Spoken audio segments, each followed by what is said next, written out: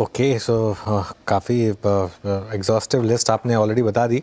नीलेश भाई, एक दो सेक्टर्स जिन्होंने इस साल कंसिस्टेंटली परफॉर्म किया वो है आईटी और हेल्थ केयर। हेल्थ केयर 34% ऊपर है, आईटी करीब 23% ऊपर है। और ना सिर्फ ऊपर है, इन सेक्टर्स ने जब मार्केट में वॉलेटिलिटी आई तब भी आउट परफॉर्म किया। तो क्या ये अगले साल के लिए एक सॉर्ट ऑफ हिंट दे रहा है कि कहाँ पर आउट परफॉर्मेंस आ सकती है, या ये ज़रूरी नहीं है कि सिर्फ इस साल आउट परफॉर्म किया तो अगले साल भी आउट परफॉर्म करें? इस बार स्टार्टिंग पॉइंट आपकी वैल्यूएशन रहेगी। प्राइस इज व्हाट यू पे and value is what you get. तो वैल्यूएशन के लिहाज से देखें तो अभी भी आईटी और फार्मा अपनी हिस्टोरिकल एवरेज के आसपास है, नीचे नहीं है बट ऊपर भी नहीं है। जैसे प्रशांत भाई ने कहा, आईटी क्षेत्र में हो सकता है कि अगर ट्रंप साहब अमेरिका में टैक्स की रेट काटे तो अमेरिकन कंपनीज के पास मुनाफा बढ़ेगा, कैश बढ़ेगी और वो निवेश टेक्नोलॉजी के क्षेत्र में ज़्यादा करेंगे। उसमें से कुछ हिस्सा हमारी आईटी कंपनीज पे आएगा। सेकंड, आज बहुत सारी आईटी कंपनी है जो एआई और एमएल को लिवरेज कर रही हैं और अपने क्लाइंट के लिए सस्ते फास्ट सॉल्यूशंस प्रदान कर रही हैं। तो हो सकता है कि कुछ और नया बिजनेस उनको मिले। तो आईटी क्षेत्र में अभी भी ग्रोथ की उम्मीद है और इसलिए इस वैल्यूएशन पे शायद निवेश करना उचित होगा। फार्मा में तो हम देश और दुनिया दोनों के लिए सबसे कम कीमत पे अच्छी क्वालिटी की मेडिसिन प्रदान करते हैं।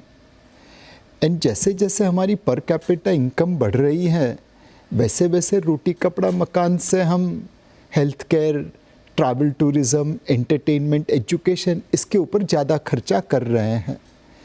तो न सिर्फ देश बट ऑल्सो दुनिया के लिए हम अच्छी कीमत पे अच्छी क्वालिटी की मेडिसिन प्रदान करते हैं।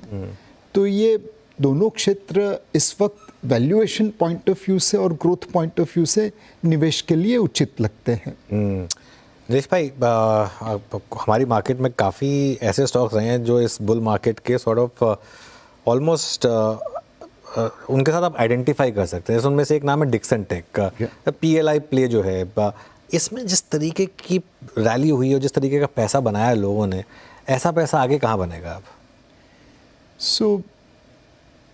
एक अनुमान लगा सकते हैं, कोई गारंटी नहीं है कि ये सच हो। बट अनुज भाई, अगर हम आने वाला समय देखें 5 साल 10 साल, तो ऐसा लगता है कि रोबोटिक्स में बहुत ज़बरदस्त ग्रोथ होगी। अलग अलग प्रकार के ह्यूमनॉइड्स भी बन रहे हैं, उनकी कैपेबिलिटी भी इंसान से ज़्यादा है। बड़ी बड़ी कंपनी के ट्रांसक्रिप्ट पढ़े तो उन्हें लगता है कि इंक्रीमेंटली उनका फ्यूचर रोबोटिक्स के ऊपर लगा है। अब हमारे यहाँ पे तो ऐसी कोई कंपनी है जो रोबोट्स बना पाएंगे उस क्वालिटी के जो ग्लोबली वैलिड हैं। बट हमारे पास ऐसी कंपनीज है जो इन रोबोटिक्स को कंपोनेंट सप्लाई कर सकती हैं। जैसे ऑटो में एक पार्ट 10 लाख बार 15 लाख बार घूमता है, वैसे ही रोबोट्स में होगा। एंड ऑटो कंपोनेंट में तो हमारी कंपनियां काफ़ी आगे हैं। तो जो प्रिसीशन इंजीनियरिंग कंपनी है जो इन रोबोटिक्स इक्विपमेंट मेकर्स को प्रिसीशन इंजीनियरिंग कंपोनेंट्स दे पाए, सप्लाई कर पाए, वहाँ पे हो सकता है कि आने वाले 5-10 साल के लिए बड़ी तेज़ी बन सकती है। दूसरा, दुनिया में भी लोग चाइना से दूर होना चाहते हैं। तो अगेन प्रिसीशन इंजीनियरिंग में India can become a reasonable alternative to China. China हमसे बहुत आगे हैं बट हम उनका एक छोटा सा ऑल्टरनेटिव बन सकते हैं।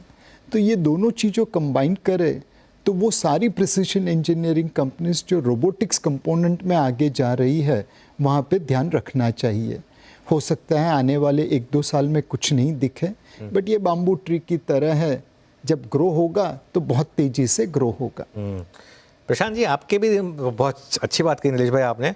प्रशांत जी, आपके दिमाग में भी है कोई ऐसा सेक्टर या ऐसी कोई थीम जो यहाँ से निवेशकों को 5x 10x रिटर्न्स दे दे? देखिए, ये सब इन हाइंडसाइट तो मैं जरूर बता पाऊंगा आपको, बट प्रोजेक्ट करना 5x 10x, जैसे नीलेश भाई ने बिल्कुल सही एक्सप्लेन किया कि ये जो मैन्युफैक्चरिंग सेक्टर है यहाँ पे ग्रोथ बहुत स्ट्रांग होगा, इंडस्ट्री का ग्रोथ बहुत स्ट्रांग होगा। पर अभी इनमें जो कंपनियां है, वो कंपनियां एज अ सेक्टर ओवरऑल, अगर आप देखो उनके मल्टीपल्स या उनके वैल्यूएशंस, तो ऐसे नहीं है कि उनको पता नहीं है कि ये ग्रोथ आने वाला है निवेशकों को, राइट? तो ऑलरेडी वैल्यूएशन काफी है उनमें से भी, बट हाँ, इंडिविजुअल कंपनीज होगी जो यहाँ से भी आप जो 5x 10x कह रहे हो, वो 5x 10x कई इंडिविजुअल कंपनीज डिलीवर करेगी, पर ऐसी दूसरी कंपनियां होगी जो ना डिलीवर कर पाएगी। तो जो नीलेश भाई कह रहे थे, वो आई अज्यूम वो सेक्टर लेवल पे, एंड इनमें नई कंपनीज भी आएगी, उसके लिए बहुत उचित है एंड सही है।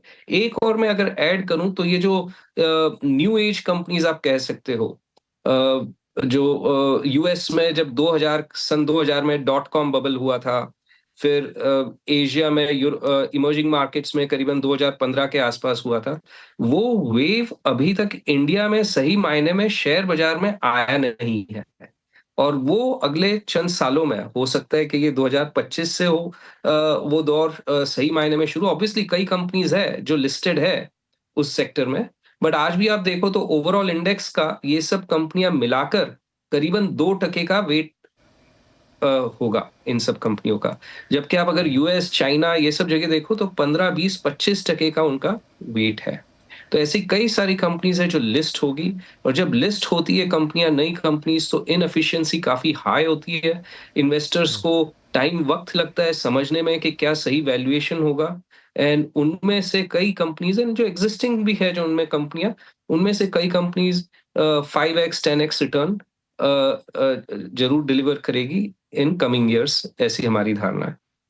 ओके नहीं और जो एग्जिस्टिंग प्लेयर्स हैं जहां बहुत बड़े रन्स आए हैं, चाहे वो जोमेटो हो, स्विगी हो, I am not sure if आप कंफर्टेबल होंगे स्टॉक स्पेसिफिक, लेकिन क्या इनमें भी आगे रिटर्न्स बनेंगे या फिर अब ये बहुत महंगे हो चुके हैं ऑलरेडी?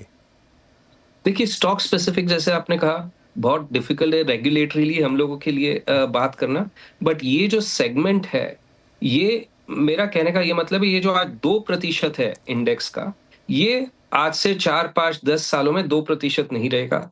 ये पहले 5% होगा, 10% होगा, शायद 20% हो इन द कमिंग डेकेड और सो। ऑब्वियसली जो सेम कंपनीज है वो इतनी ग्रो नहीं करेगी, इतनी कंपाउंड नहीं करेगी।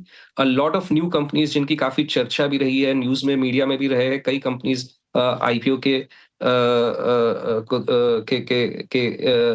इस पे एंट्री पे अभी पॉइंट पे है। तो नई कंपनीज भी होगी, और मेरे कहने का ये मतलब है कि इस सेक्टर में आप यूएस में भी देखो, चाइना में भी देखो, तो कई अपॉर्चुनिटीज ऐसी होगी। It's a fast evolving sector, and जो इसमें राइट बिजनेस मॉडल और राइट एग्जीक्यूशन डिलीवर करेगा, वो उन अ, उन कंपनियों में मल्टीपल टाइम्स वैल्यू क्रिएशन होगी। ऐसे नहीं कह रहा हूं दूसरे सेक्टर्स में नहीं होगी, पर आज अगर आप एक सेक्टर का, जैसे आपने कहा कि कहां पर हो सकता है, तो ये सेक्टर सबसे पहले ध्यान में आता है।